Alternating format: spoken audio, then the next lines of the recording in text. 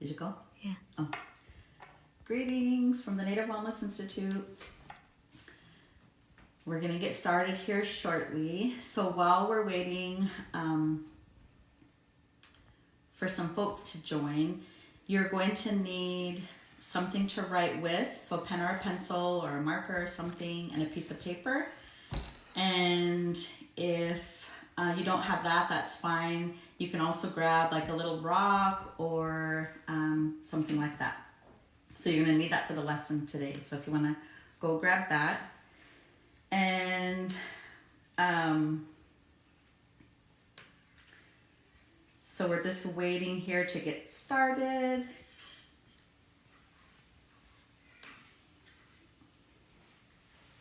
All right. Okay, so welcome. My name is Jillene Joseph, and this is our Native Wellness Power Hour. So welcome. If you missed a little announcement before, you're going to need something to write with, a pen or a pencil or something, and something to write on, a piece of paper. Even if it's a scratch piece of paper, that's fine. And if you don't have that, you can grab like even a little rock or something. So if you want to grab that and be ready. So this is the Native Wellness Institute. Like I said, this is our Native Wellness Power Hour. And a little bit about the Native Wellness Institute. So we're a national nonprofit organization. We like to say we're a social profit because we do things to benefit society. We're celebrating our 20th anniversary this year. We're super proud and excited about that. So for the last 20 years, we have been providing training and technical assistance all over Indian country, to tribal communities, to urban Native organizations, to universities and other places across North America. And sometimes our work has even taken us into communities in Australia and New Zealand. We've done some work in many communities on the island of Guam with the Chamorro people. And we exist because of the lasting impacts of historical and intergenerational trauma. And just as importantly, we exist to help provide opportunities for healing. And so we provide training and technical assistance. We bring people together to provide the training, to provide opportunities for healing, and to provide tools and strategies to help our people individually and collectively. So just like all of you at home, our work came to a screeching halt, and we put our minds together and we thought about what can we do to keep bringing wellness and healing to our people.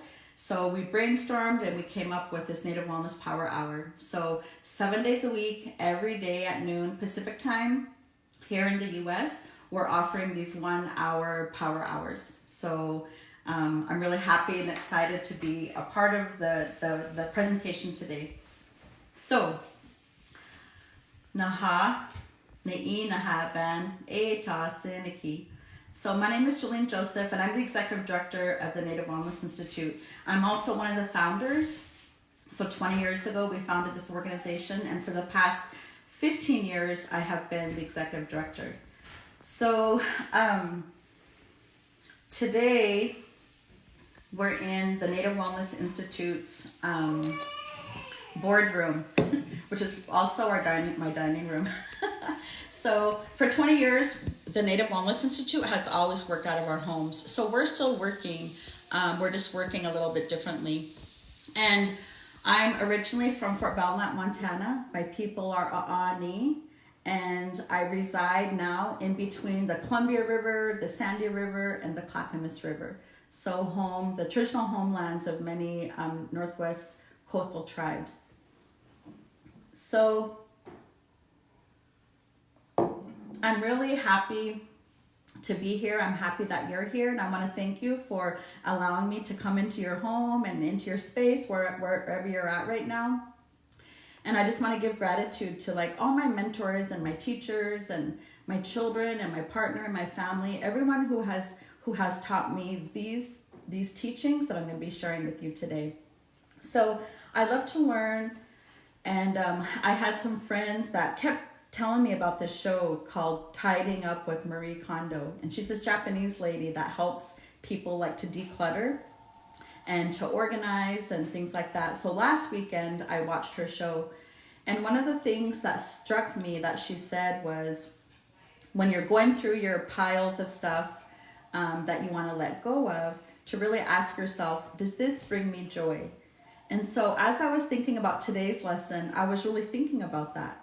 So the stuff that we're going to talk about, sometimes we need to figure out like why we hang on to it. And does it bring us joy by hanging on to these things? Or can we be ready to let it go? And so that's what today's lesson is about the power of letting go. So we didn't call it empowering you because you're already powerful. Like I know like how powerful you are already. And so today we're just going to be reminding ourselves of that, of our own power, and then the power of letting go, and then what can happen after. So we have lots to cover in this hour, and we're just going to jump right in now. So we kind of have to take it back we have to go way back to start talking about letting go. And I have my pointer here. This is a double ball stick. So this is the willow, and it's going to be my pointer because I wrote up some flip charts. If you want to, my assistant Jillene is videotaping for me today. So we're going to take it way back, and we're going to take a look at this circle right here. I think you need to point it more. Oh, yeah, like that. Okay, so if we look at the dark green circle and we look at this kind of like broken line in the middle of it, for our purposes here, we're going to look at this large circle as the world that our ancestors lived in pre-colonization. And then after colonization started, all of these words in the dark purple, okay, boarding schools, disease, reservations, forced relocation, genocide, assimilation, massacres, loss of life, land, way of life, etc., etc. Those were some of the things that happened because of colonization, and those are words that today we would call examples of historical trauma. Historical trauma. So sometimes we get feedback from people like, oh my gosh, you're still talking about that? Like, just get over it already. So I agree, we do need to get over it. And one of the ways that we can get over it is letting go of some of the lasting emotions or feelings that we hold on to because of the historical trauma. So an important part of understanding historical trauma is also understanding how historical trauma has continued on throughout the generations and accounts for the current day trauma that we experience as individuals or in our families or in our communities today. So on this diagram, you'll see some words in light purple. See, we have gossip, we have MMIWG or MMIWP, FASD, poverty, neglect, rage, chaos and drama, addictions, violence, foster care, chronic negativity, and more. Like this whole circle could be filled up. So the words in light purple, those are examples of how trauma continues to play out today. So those are examples of like the contemporary trauma. So again, this is all important in understanding the power of letting go. So on the outside of the circle, and these beautiful bright pink words, you have things like determination, ceremony, vision, gatherings, humor, family, prayers, love, song, dance, traditional foods, stories. So these are what we call examples of historical wisdom. So these things, and of course there's many more, this is just as many as would fit on this page. These are the reasons why we are still here, okay? So all of that means that all of us here identifying as Indigenous people, we descend from the miracle survivors of all that stuff that we just talked about in that circle. So let me repeat that again. We descend from the miracle survivors of people that survived genocide. That's who we are. And that's why I say that's how powerful you are, right? So I'm going to flip the page.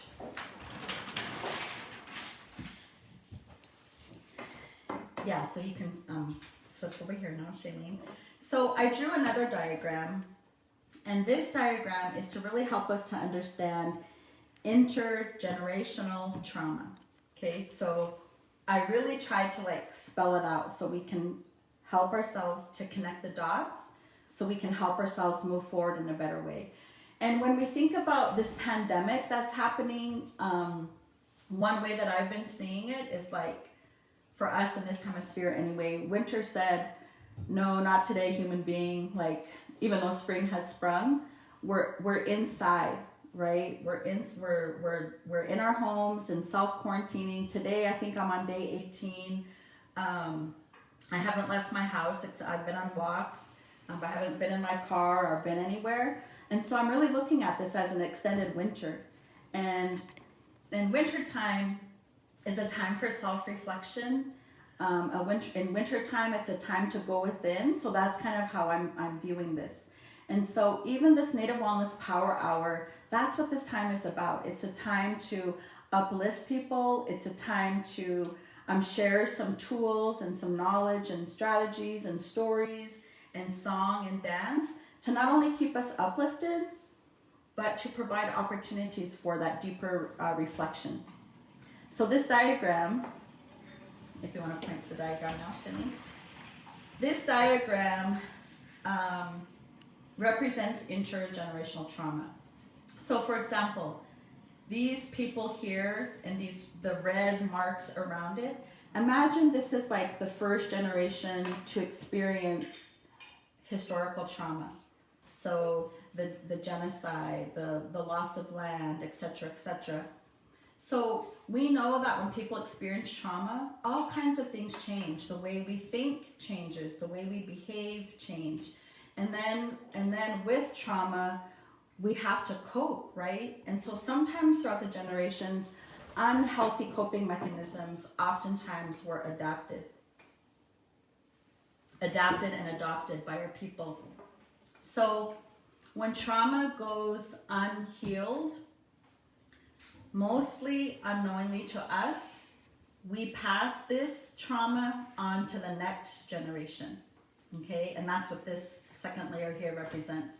This generation then continues to experience their own trauma in addition to oftentimes carrying the trauma of the generation before them. So then they live and the way they think changes and the way they behave change, and they may adopt different coping mechanisms for that trauma. Sometimes those coping mechanisms are healthy and sometimes they're not. And we know that our healthy coping mechanisms as a people oftentimes are all the time actually were outlawed. So whether it was our ceremonies and things like that, the way that we healed ourselves was outlawed. And so we adopted and adapted oftentimes unhealthy coping mechanisms. So then this generation has children, and this generation experiences their own trauma, right? Because the trauma continued. And this generation often passed down their trauma as well, and the trauma from the generation before. So this generation continues to experience the trauma, and the cycles continue. So what this diagram shows then is intergenerational trauma, and how if we don't stop it, it continues to be passed on and on and on and on. And then today we find ourselves experiencing the contemporary trauma that I mentioned earlier, the violence, the addictions, the rage, the poverty, the chronic negativity, etc., etc., etc. Okay, are you with me? Okay, I saw those head shakes. Okay, so I'm gonna spell it out a little bit further. I'm really aware about trying to help our people connect the dots so we can better understand, because we hear these terms, historical trauma, we hear these terms, intergenerational trauma, And some of us really have a good grasp and understand it. Sometimes we roll our eyes and like, oh my gosh, just get over it already. Or, somewhere in between. And so to better understand the power of letting go, then we have to understand what it is that we need to let go of. So, if you can turn, okay. I can't see myself on the screen, so anyway, when we talk about letting go, we can look at like those jeans that we've had in our closet for 20 years that we think we're going to fit someday, even though we can't fit even one leg in it. Or we can look at those stack of magazines from the 1970s that we're saving for the recipes in it or something. We can think about maybe the cars that we have out front that we're holding on to. We can think about all these things that we can let go of. Sometimes we even have to let go of relationships, whether they're a spouse or a partner or a friend. So there's all kinds of things that we can let go of. And what we're talking about today is really letting go of those emotions and feelings. And we're going to kind of use those terms interchangeably. But letting go of the emotions and feelings that we may hold on to that really don't serve us in a good way. Okay, they really don't serve us in a good way. That's what we're talking about today, the power of letting go. And when we let go of some of those things, maybe then that would help us to also let go of some other things that might not be serving us in a good way. Okay, the stacks of paper in our office, for example, or the clothes that are overpiled in our closet, or things like that. So if we go back to our board over here, these are some examples of some of the things that we hold on to that may not serve us in a good way. Okay, so we have fear, the feeling of not feeling worthy. We have grief, resentment, disgust, guilt, sadness, shame, anger or rage, abandonment, and many more. Like, what are some of the other things that we hold on to that really don't serve us in a good way? You can type them in the comment section, even though I can't see those right now. But anyway, you can think about some of the things that we hold on to that don't serve us in a good way. So we know that shame is like a big one, right? Shame is a big one. And I always use this term called like cultural pain, or even cultural pain, that keeps many of us from like having a cultural experience, that keeps many of us from learning to speak our language, as an example, or that may keep us from even identifying as a Native person, right? So that shame is so powerful in that way. And that is something that has been passed down from the generations. And it could be reinforced from the way that we were raised, okay? So we can think about shame and how that impacts our life. Or we can think about fear. Like, fear is a big one, especially right now in this pandemic that's happening. Man, for the first 2 weeks, we were busy changing our work, but we were also fielding calls and emails and text messaging from people that were fearful, right?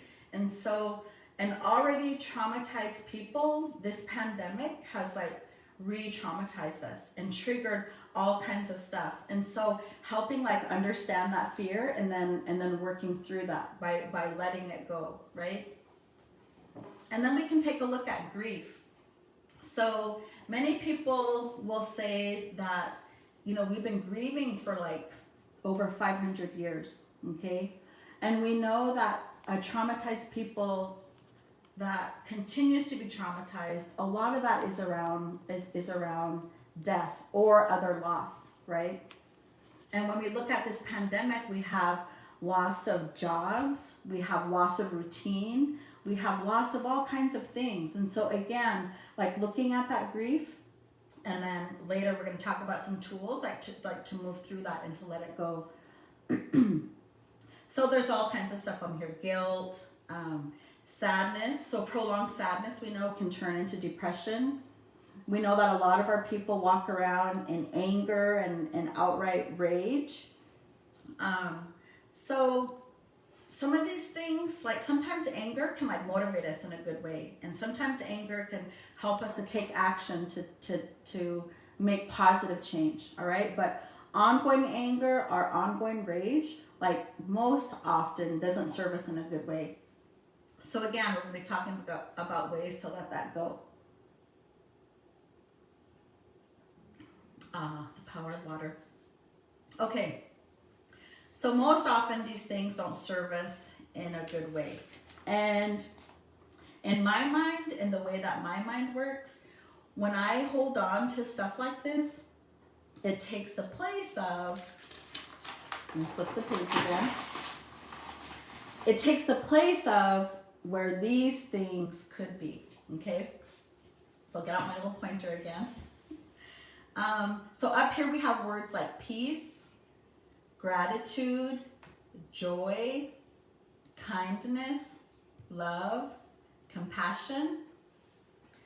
So in my mind, when I hold on to the fear and anger or grief or resentment or shame or guilt, all that kind of stuff, it takes the place where all these things could be. That's how it works in my mind. And so when I let go of things, then I want to fill it back up, and I want to fill it back up with these things. And I'll talk about that later, ways that we can fill ourselves back up. So trauma and intergenerational trauma, when we hold on to the lasting impacts of it, I'm going to flip back real quick, because this helps us better understand where we are today. So one of the things I wrote up here was chaos and drama. So chaos and drama is a lasting impact of trauma. And sometimes we hold on to things because we think we don't know why. But really we hold on to things because it's still serving a purpose for us. So for example, we might hold on to some resentment or anger that we have towards a person because it contributes to still creating chaos and drama in our lives. And sometimes we get addicted to that chaos and drama, and we may not even know it. So here's some opportunities to do some deep thinking around that, right? Like, yeah, why am I hanging on to that resentment or anger? And sometimes when we really do some deep thinking around that and we think about it, sometimes it's just silly, the stuff that we hold on to. So for example, you might be 60 years old and you're holding on to some anger and resentment at your cousin because she stole your boyfriend in the 8th grade.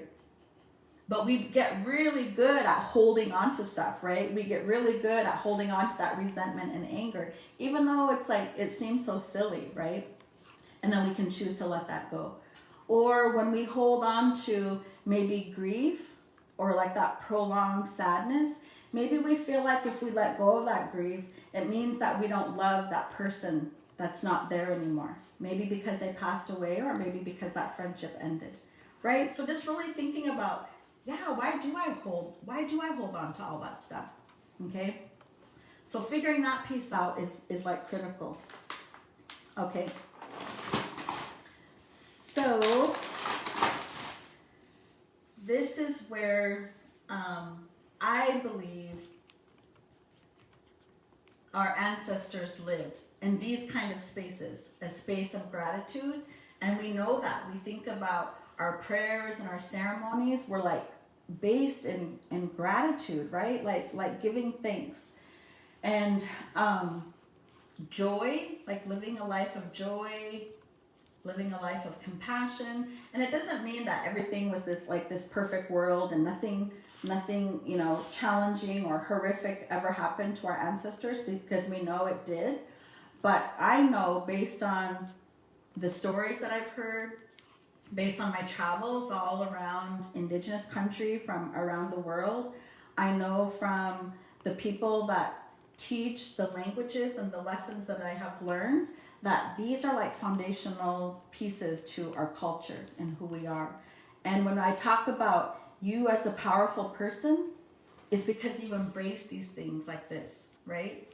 So even gratitude, like way back during the first week when the pandemic like really got real and things were changing, and we were planning to do these Native Wellness Power Hours, like I gave thanks to the virus. I gave thanks to this pandemic for the teachings and the lessons that were coming from it. And I gave thanks for even the sponsorship that I knew was going to come through to help us do this, to help us bring this to you. And then boom, it happened. And that's how the Native Wellness Institute operates, right? Like we started with $236, the Native Wellness Institute. That was the financial resources that we started with. However, we had the prayers, we had like thousands of ancestors behind us that were rooting us on. So that gratitude is like super powerful. So the last sheet I want to show you is this one. So, and this simply says, where there has been trauma, healing is the answer. Okay, so I want to repeat that one again. Where there has been trauma, healing is the answer.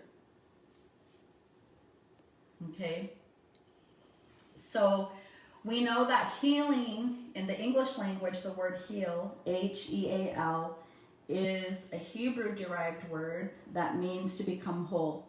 And we know that that means to become whole physically, mentally, emotionally, and spiritually. And we can heal in many, many different ways, and everybody heals in many, many different ways. And so I might heal differently than Will, my partner, or different from my children, right? A 20-something might heal differently than a 60-year-old person. So we all heal in different ways, and what works for one person may not resonate with another person, and that's okay. Part of our culture is teaching us about always moving forward, and that's what healing is about too. So if you tried something and it didn't work, like you don't just shut down and never try anything again. It's like you try something else, okay? And in my world, healing really is like, it's an act of self-love. That's what healing is in my world. Healing is also an act of decolonization. So we can go back to the very first picture of this circle representing the lasting impacts of colonization, right? And many of us are still living in this. And many of our people, like, we live this every day. We wake up in the morning and we breathe this. And we live all day in this. We go to bed in this, and we may even dream in this. And then we wake up the next morning and we breathe in this, and we live in this all day. We go to bed that night in it, and we may dream in it. Lots of our people live that way. Like, this is why the Native Wellness Institute exists, is because we want to stop these cycles, right? We want to stop these cycles, and we want to bring out all of these words that are on the outside, okay? And so we do that through healing. We do that through healing. And so healing then, so some people, it's like this big ambiguous word, right? Healing, like what is it and how do you do it? So letting go is one way that we can heal, okay? Letting go. So this is the interactive part where I want you to get out that piece of paper that I asked you to get at the very beginning and something to write with. And if you don't have that, that's fine. If you want to go grab a rock, and it can be a little tiny rock like this, or it could be even a stick or something like that. But grab that now. And then on your piece of paper, I want you to think about, what is something today, right now, what is it, March 30th, I think, yeah. What is something today on March 30th that I am ready to let go of? Okay, so So maybe it's something related to this pandemic. Maybe some anxiety or fear or worry or stress around that. Or maybe it's something that you have been carrying for decades, right? Some related to some childhood trauma, as an example. Or whatever. What is something today that you're ready to let go of, right? So think about that. And then write that down on your piece of paper. So it could be a word that you're going to write. Maybe it's going to be a sentence. Maybe it's going to be a picture. So go ahead and write that on your piece of paper now. Something today that you are ready to let go of. Write that down on your piece of paper. Or if you don't have a paper and you're holding your rock, like give it to your rock. Just talk in your head, but give it to the rock, whatever it is that you're ready to let go of.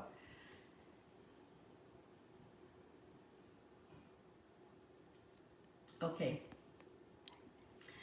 So when you're done, take your piece of paper and fold it and fold it and fold it and fold it until it's nice and small. And then if you downloaded that app, Native Teleport, go ahead and pass it to me now.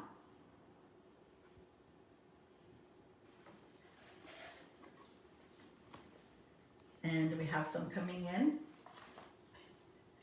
We have more coming in. Thank you. Thank you. Okay, I'm just kidding. There's really not a Native Teleport app. I was just kidding. I actually have a whole box load of all kinds of things from this one training I did several months ago. We do these activities in my trainings. And I take all of these papers with people's things that they want to let go on, and I bring them to my home and I burn them. So I've been saving these. I didn't know a pandemic was coming, but I've been saving these. They've been sitting by me every day in my office. And in part, these pieces of papers with people's things that they want to let go of, like motivate me to do my work. And so when we do this activity, what I ask people to do is when they write these things down that they're ready to let go of, we'll thank it. We'll thank whatever it is they're ready to let go of. We'll thank the guilt. We'll thank the anger. We'll thank the resentment. We'll thank whatever, because it served some purpose for us. Does that make sense? It served some purpose for us. So we're gonna thank it. We're gonna thank it. And then we'll smudge it sometimes as well as a way to thank it. And then we'll burn it. So I'm gonna burn it right now. And I have my water in case I need it. I'm not gonna start a big bonfire or anything, but I'm just gonna show you like the power of it. So I have my cast iron pot here, and here's the paper. And whatever's on this paper, I don't know. I didn't read them. I don't want to know. But we're going to burn it and drop it in the pot. So if you want to do this in your home, I'm going to pour some water on it. If you want to do this in your home while you're on your self-quarantine, like, go ahead and do it. If you're a young person watching, make sure that you have some adult supervision if you're going to burn anything. But this is an example of letting go. This is an example of letting go and actually like burning something. I have a friend, her name is Clay. When she does this activity, she'll mix up the water with the ashes and she'll put it on her fingers and she'll like put it on her face. Like, meaning, this trauma has contributed to the warrior that I am, right? So that's pretty awesome. So that's one way of letting go, okay? That's one way of letting go. So another way that I talked about was using the rock, Okay, and this is something that you can do again while you're on quarantine. Hopefully you're getting outside and you're getting some movement in, whether it's walking or running or stretching or some kind of movement, you're getting fresh air.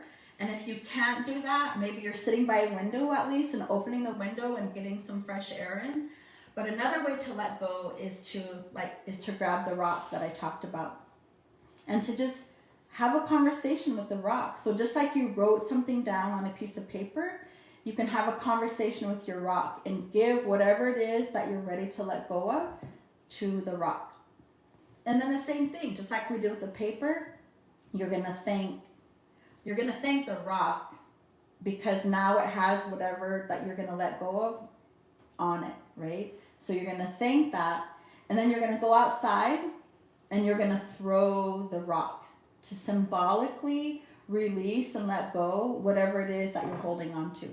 Okay, so of course you want to make sure you're not throwing it at someone or at a window or something like that, but you're going to throw it in the bushes or throw it down the hill or toss it in a bush or something like that. Okay, so this is another example of how we can let go.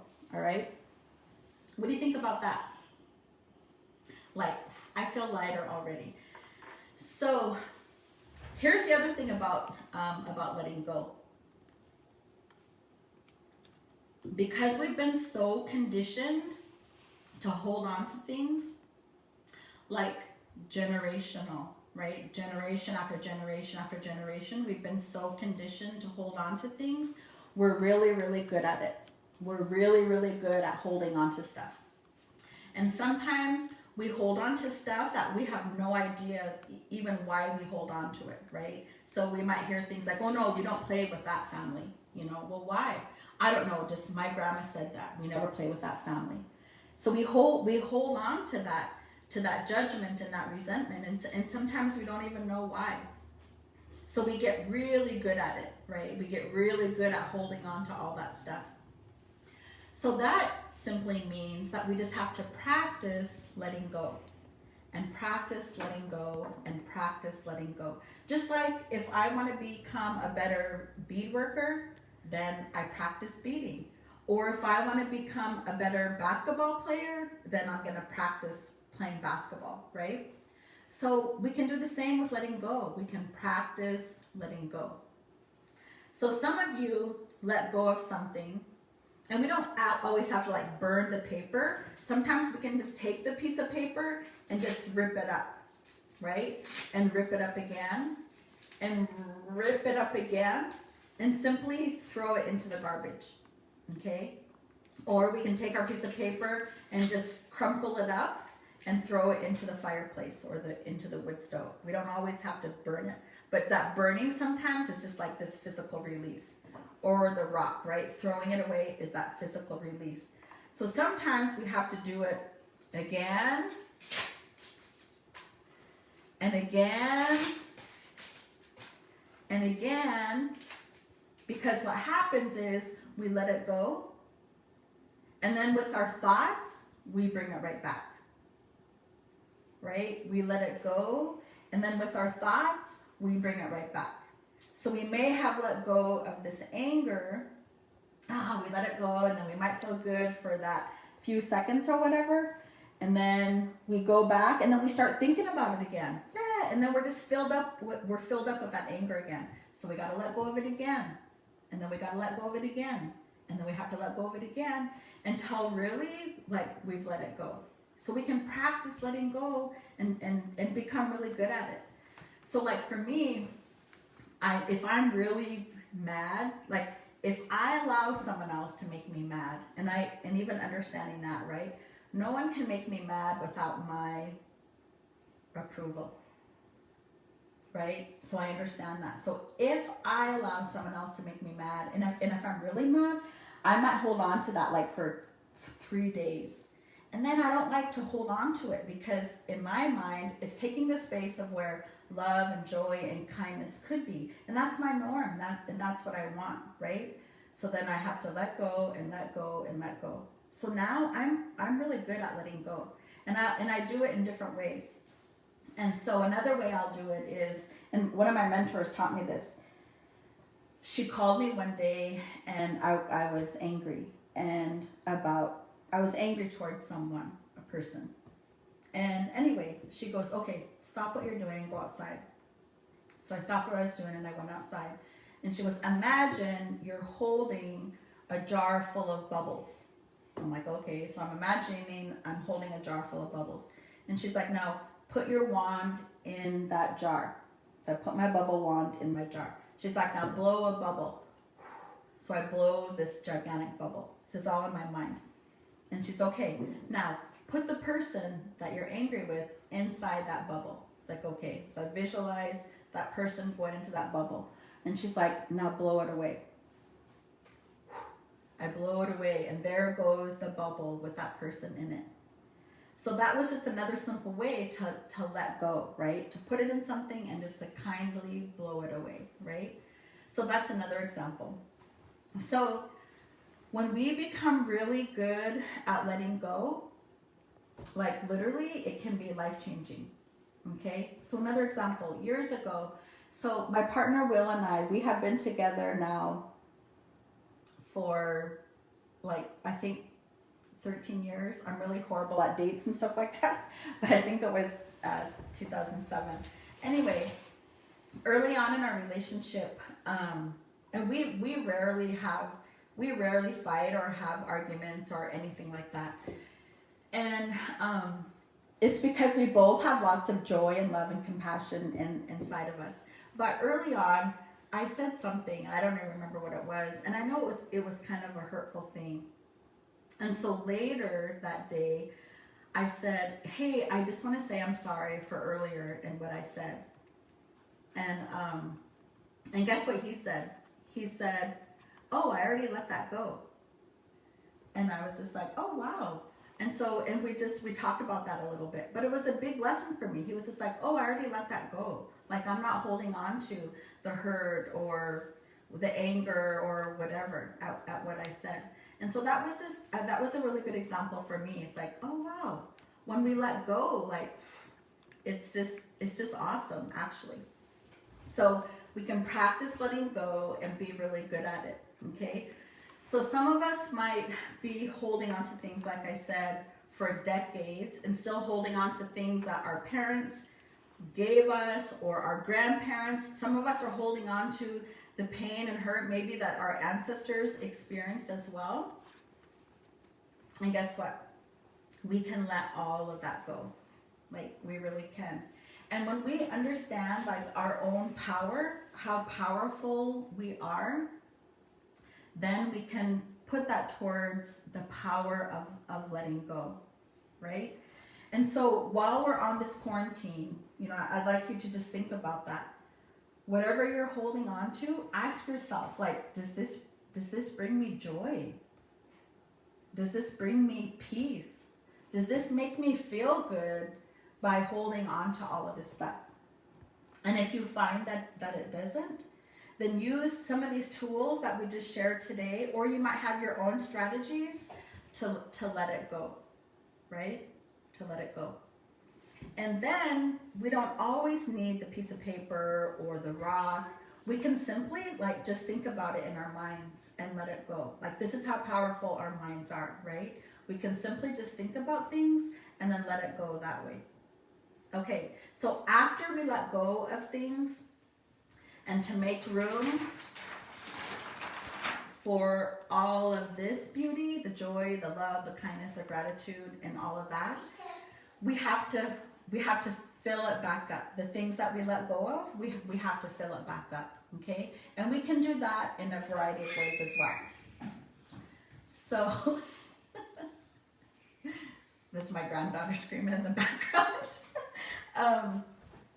So we can fill it back up. So we can do that by positive self-talk, okay? And just like the piece of paper that we had with the markers, we can write down positive affirmations for ourselves. Maybe we're going to stick them up by our mirror or on the fridge or by our desk or by our bed, our nightstand or whatever. We can give positive affirmations to other people because that makes us feel good as well. We can be of service to others because that makes us feel good as well. So when we start letting go of these things, then we have to fill it back up, right? And we fill it back up with those good things. And one way that we practice gratitude in our home and to help us to keep gratitude in the forefront is like with our meals. And for those of you that have come to our home to share a meal, for our blessing, we go around the table and everybody shares what they're grateful for. So we've been doing this for years and years and years. And when my kids were small, my boys used to say things like, I'm grateful for my fork, I'm grateful for the pepper, things like that. And then now, because we have practice and we've done it thousands of times, they say more meaningful things of what they're grateful for. So when we get rid of stuff that weighs us down and that makes us not feel good, when we let go of that kind of stuff and we fill ourselves back up with good stuff, we're more able to focus on that gratitude, right? Like gratitude is powerful. And when we focus on that gratitude, then we also feel worthy of like love. And love contributes to self-care and to feel worthy, to feel that I'm worthy to feel peace, right? I'm worthy to feel joy, things like that. So one thing that I've also noticed in the work, and I'm 54 years old. I just turned 54 back in December, on December 30th. Oh, like 3 months ago, March 30th. So I'm 3 months into my 54th year. And I've been doing this kind of work in Indigenous communities since I was 19. So for a long time, several decades. And one of the things that I've noticed, and I often ask in my trainings, is how many people enjoy being around negative people? And out of the thousands and thousands and thousands of people that I've asked, only about 5 have raised their hands. And probably half of them were just joking, right? So most often we don't enjoy being around chronic negative people. But what I've come to know is that a lot of chronic negative people don't know that they're a chronic negative person, okay? And we know that chronic negativity is a lasting impact of trauma. So when I see a grouchy person or a chronically negative person, I have compassion for that person because I know that somewhere in their story is trauma. And because I work in tribal communities, Indigenous communities around the world, really, I know that we all descend from trauma, and we also all descend from goodness as well, right? That historical wisdom that I talked about. So chronic negative people, like some signs, if we complain a lot, if we blame others, if we think that something's not going to work before we even try, or if we say things like, oh, I tried that in 1973 and it didn't work. Those might be signs that we're a chronic negative person, okay? And we can feel that energy, because when we hold on to the anger and the resentment and the fear and the hurt and the pain, when we hold on to all that kind of stuff, like it's heavy. It's heavy inside of us, and we can feel it, okay? Just like when we're around people that are happy and full of joy and that are kind, that come from a place of gratitude, that have compassion and grace for one another, you can feel that as well, right? You can feel the lightness of it. And that's what we're all worthy of. Like, that's totally what we're all worthy of. And that's why today's session on the power of letting go, I was so excited to do it, because I would like each of you that's watching this right now to really take some time during this pandemic, during our time at home, to do some deep thinking around that. Do some deep thinking around the things that you're holding on to, and asking yourself, why am I holding on to that? And then asking yourself, am I ready to let go of that? And then to physically do something to let it go. Whether it's the paper and burning it or throwing it away, or taking the rock and tossing the rock, or taking a leaf and putting it into the water, or whatever. But physically do something to help yourself let that go. And then to follow it up with doing something that's going to fill that space up then with something good. Right? With something good. And we can keep doing this day after day after day after day. Okay? That's the power of letting go. So chronic negative, the flip side of that is like chronic positive. Like I'm a chronically positive person. One, because I choose to be.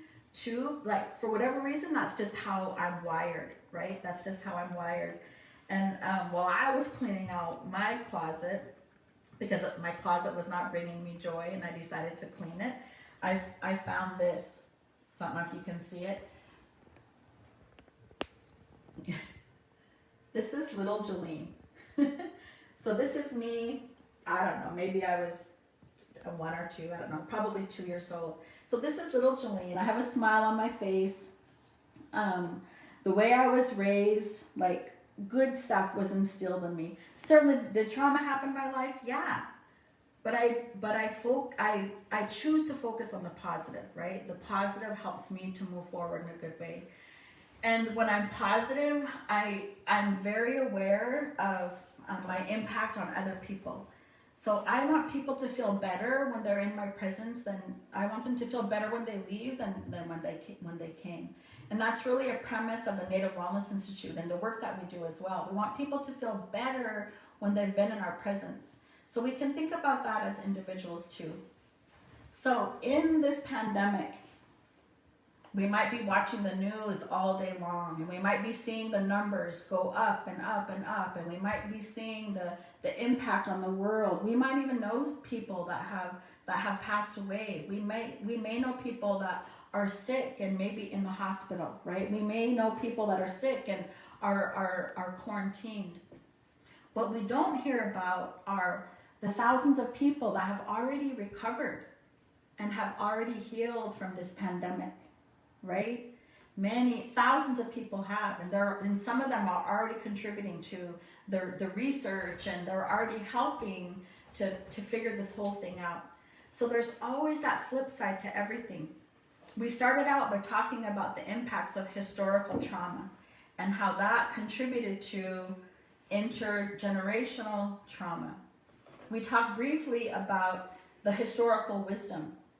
So the songs and the prayers and the dances and the stories and the traditional foods, all those things that contributed to us still being here, right? We call that historical wisdom. So there's always that flip side, okay? So we come from resilient people. We descend from miracle survivors of genocide. Like, we are amazing human beings. And when we embrace that intergenerational awesomeness, like we literally can do anything. Like we really can. We're gonna get through this pandemic. We really are. And we're gonna be better because of it. We're gonna be stronger because of it. And we can think about all the blessings that we're getting because of this pandemic, right? We can think about all the opportunities that we're getting. Certainly there's challenges, right? There's huge challenges for the Native Wellness Institute. Our work is like in the communities, and that has come to a stop, just like all of us. And so we turned on a dime, like what can we do now to still bring messages of hope and healing and wellness into the living rooms of people. And we're doing it right now, the Native Wellness Power Hour. So I want to thank you for tuning in. I want to thank you for sharing this. And we encourage you. We have all of the other tapes the sessions on our Facebook page. They're also on our website, nativewellness.com. They're also on our YouTube channel. So I encourage you to share this with family members, with friends who might need some uplifting messages during this week. So this is week 2. We started on Saturday. We had poetry. Yesterday we had some teachings from Mother Earth. Today is the power of letting go. And then 7 days a week for the next however long, several more weeks or months. I'm not really sure. We're just kind of playing it by ear ourselves. But 7 days a week, every day at noon Pacific time in the US, we're going to be offering this. So tomorrow is going to be a concert. We're bringing you this awesome concert. So Jordan Cocker, she used to work for the Native Wellness Institute. She's one of the founders of the Indigenous 20-something project. She has a beautiful voice, and she's going to be joined by Kalina Lawrence. Kalina is an amazing music artist. You may have seen some of her amazing videos online. She's a huge supporter of NWI and contributes to the Indigenous 20-something project as well. She'll be joining the team. And then we have Kahara Hodges. Kahara is a beautiful person inside and out. She's a model. She's a huge supporter of NWI. She contributes to the Indigenous 20-something project as well. The three of them are going to be joining up and offering a concert tomorrow. So you're going to see the three of them on screen and they're going to share. I'm super looking forward to that. After that, we have one of my mentors and heroes by the name of Dr. John Spence. This is like my gratitude towards John. So John has been doing this work for probably 40 years. And tomorrow he's going to talk about substance abuse recovery in Indian country. And so we know that lots of people, because of the quarantine, they can't come together for meetings or other support. And so John is coming on and he's going to share some tools and strategies and his wisdom. So I'm really looking forward to that as well. It's April Fool's Day, of course. It won't be a joke. And then Thursday, we have Lori Newbrest. Lori is also one of our facilitators and trainers, and she's going to be talking about honoring the medicine moving forward, the power of being present. And so that is on Thursday. And then Friday, Marcus Red Thunder Sr. is going to wrap up our week 2, and he's going to be talking about men's wellness and healthy relationships. And him and I were joking, and we were going to say, no women allowed, just so more women would come on. But everyone's welcome. Women, men, any gender, any age, anybody is welcome to all of these. So we hope that you continue to tune in to our Native Wellness Power Hour. On Friday, this coming Friday, we'll announce our week 3 schedule.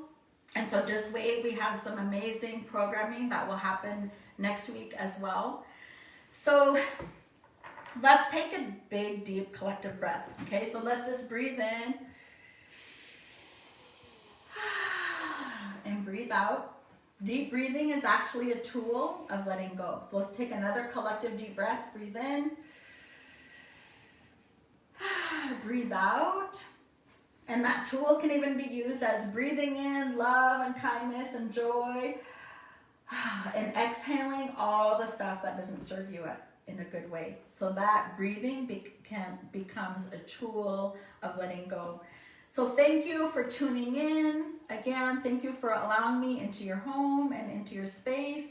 I hope you enjoyed today. This is really our honor and our privilege, our passion to bring you these Native Wellness Power Hours. I hope that you feel better than you did when we first joined an hour ago. And I challenge you to continue to thinking about letting go and then to actually doing it, and keep practicing until you become really good at it. So have an amazing day, and we'll see you next time.